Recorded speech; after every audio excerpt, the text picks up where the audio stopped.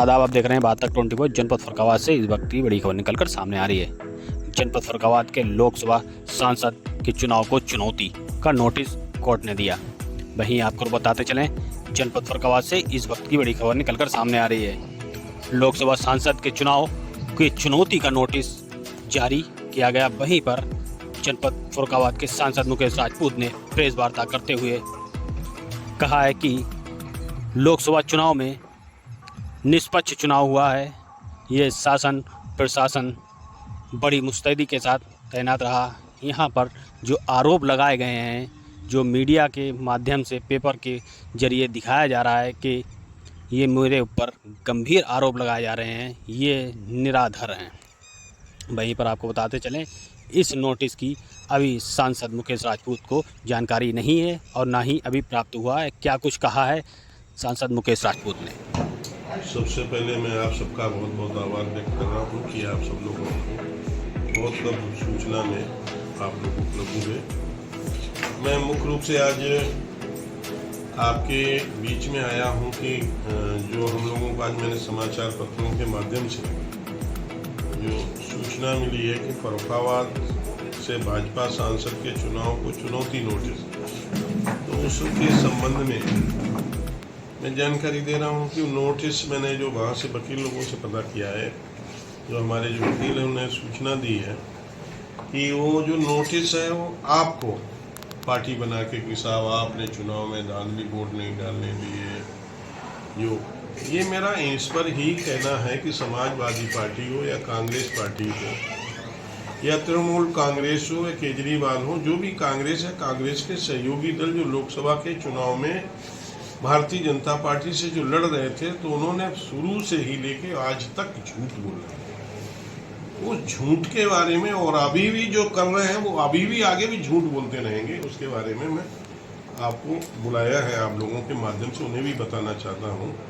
सबसे पहले उन्होंने जैसे ही चुनाव प्रारंभ नहीं हुआ उससे पहले कहा कि मोदी जी इस बार आएंगे तो वो संविधान को बदल देंगे, आरक्षण को समाप्त कर देंगे और हमारी सरकार आएगी।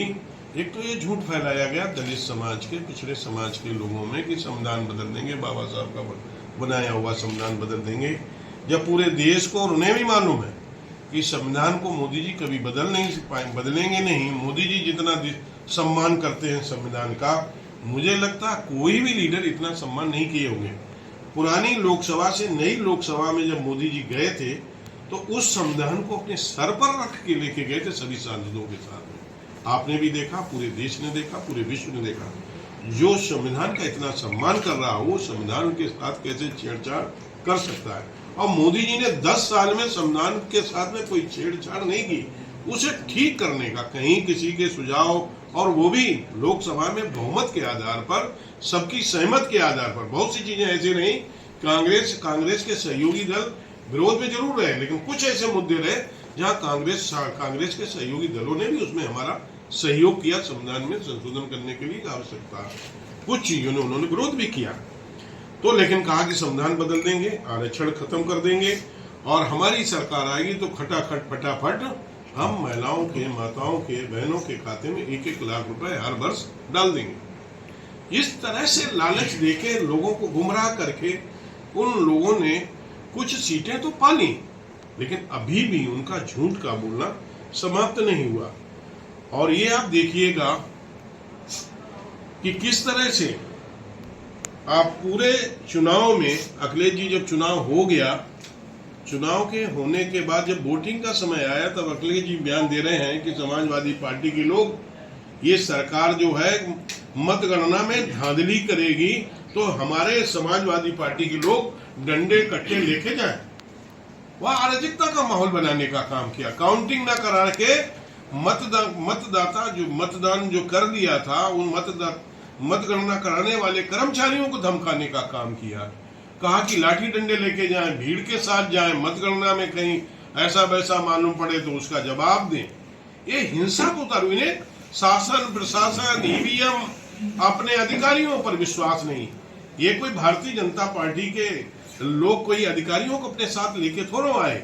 उनकी सरकार में, उससे पहले की कांग्रेस की सरकार में जो अधिकारी हैं सीनियर, वो आज सीनियर हुए जाके हैं, उनके ऊपर चुनाव पर या उनके कार्यकाल में भी 2017 तक तो उनका कार्यकाल रहा। उनके कार्यकाल में जो पुलिस की भर्तियां हुई या अधिकारी लगे, कर्मचारी लगे, उनके कार्यकाल के भी उन्हें उन पर भी विश्वास नहीं। उन्होंने भी कहा कि यदि आपको लगे तो अराजकता का माहौल पूरे प्रदेश में जलाने का काम किया, अधिकारियों को धमकाने का काम किया कि उनके पक्ष में ऐसा करें। उस समय कहा कि साहब हमारे वोट नहीं पड़ने दिए, एक दो जगह नवल किशोर चिल्ला रहे थे। मैंने देखा है वो पीडीए की बात कर रहे कि पीडीए ने साहब पीडीए के वोटों को धमकाने का काम किया। सबसे ज्यादा लोकसभा में, हमारी लोकसभा में पीडीए का जहां मतदाता रहता है, सबसे ज्यादा वोट वही प्रतिशत में सबसे ज्यादा वोट वहीं पड़े जहां सामान्य वर्ग की जो आबादी है वहां पर वोट परसेंटेज हमारा कम है। जहां पीडीए के लोग हैं वहां पर ही वोट परसेंटेज ज्यादा। वहीं पर देखिए आप 80%, 85%, 75%, 90%, 95% पोलिंग वहीं पर है जहां पीडीए के ज्यादा मतदाता है। तो और वो करे पीडीए के मतदाताओं को धमकाया है, उन्हें बता भगाया है। तो यही झूठ का मैं बता रहा हूं, झूठ का पर्दाफाश पूरे देश के अंदर इस तरह का ये माहौल बनाना चाहते हैं, अराजकता पैदा करना चाह रहे हैं। आपने देखा कि बांग्लादेश में किस तरह से हिंदुओं के साथ में किस तरह से मंदिर तोड़े गए, किस तरह धार्मिक आस्थाओं को चोट पहुंचाएंगे, किस तरह से बेटियों के साथ, बच्चों के साथ, बुजुर्गों के साथ किस तरह से अत्याचार किया गया। कांग्रेस के सहयोगी दलों ने एक भी अपना मुंह नहीं खोला और उनके मुंह में दही जम गया इनके बात करने के लिए। कहीं पर भी उन्हें ये कह सकते थे भाई ऐसा ना करें। मोदी जी के नेतृत्व में मोदी जी की सरकार देख रही है कैसे हो सकता, कैसे कंट्रोल हो सकता, कैसे फेस करना है। मोदी जी के नेतृत्व में उसे संभालने का काम किया। लेकिन हमारे विपक्ष के लीडरों को भी तो कम से कम वहां जो अल्पसंख्यक लोग हैं उनके बारे में तो बोलना चाहिए। क्या यहाँ उन्हें का वोट नहीं लेते हैं? लेकिन कहीं पर भी हिंदुस्तान में, उत्तर प्रदेश में या हिंदुस्तान में कहीं पर भी किसी अल्पसंख्यक के साथ ऐसे होते। अब जैसे आप बतौर देख लीजिए, अतीक को देख लीजिए, हाँ अतीक को आप देख लीजिएगा। अतीक या मुख्तार अंसारी, अतीक अहमद खत्म हुए, मुख्तार अंसारी हार्ट अटैक की वजह से खत्म हुए, तो वहां फातियां पढ़ने चले गए। वो एक जिन पर सैकड़ों की संख्या में मुकदमे हैं, कई लोगों को मर्डर किया, कई गरीबों की जमीनें हड़पी, उन पर तो फातियां पढ़ने लगे। वहां हिंदुओं के साथ जिस तरह से नरसंहार हुआ उस पर आज तक उनके मुंह में दही जमा हुआ, आज तक वो नहीं बोल पाए। दूसरा यहाँ वोट वाले दिन भी चिल्लाया, दूसरा मतगणना वाले दिन भी चिल्लाए। और मतगणना जब लास्ट पीरियड में जब आगे होते तो खुशी होते थे, लगाड़े बजाते थे, जो पीछे हो जाते तो मातम छा जाता था। बाद में कुछ अंतर से हारे।